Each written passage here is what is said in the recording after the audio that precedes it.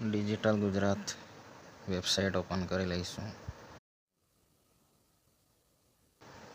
અહીં બે ઓપ્શન હશે, રજિસ્ટર અને લોગિન. આપણે લોગિન બટન પર ક્લિક કરીશું. અહીં 3 ઓપ્શન જોવા મળશે, સિટીઝન લોગિન, ઓફિસ લોગિન અને સ્કૂલ ઇન્સ્ટિટ્યુશન લોગિન. આપણે સ્કૂલ ઇન્સ્ટિટ્યુશન લોગિનમાં ક્લિક કરીશું. યુઝરનેમમાં ડાયસ કોડ દાખલ કરીશું.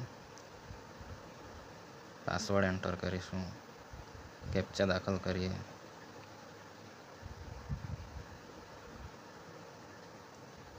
ત્યારબાદ લોગિન બટન ક્લિક કરીશું. રજિસ્ટર્ડ મોબાઈલ નંબર પર એક ઓટીપી આવ્યો હશે, જેને આપણે દાખલ કરીશું. ઓટીપી ફક્ત 1 દિવસ આવશે, બીજા દિવસે બીજો ઓટીપી આવશે. એટલે જે તે દિવસે એક જ ઓટીપી દ્વારા આપણે લોગિન કરવાનું રહેશે. કન્ફર્મ બટન ક્લિક કરીશું. સિલેક્ટ ફાઇનાન્શિયલ યરમાં આપણે હાલનું વર્ષ પસંદ કરી લઈશું. ઓકે બટન ક્લિક કરીશું. આવી રીતે આપણે ડિજિટલ ગુજરાતમાં લોગિન કરી શકીએ છીએ.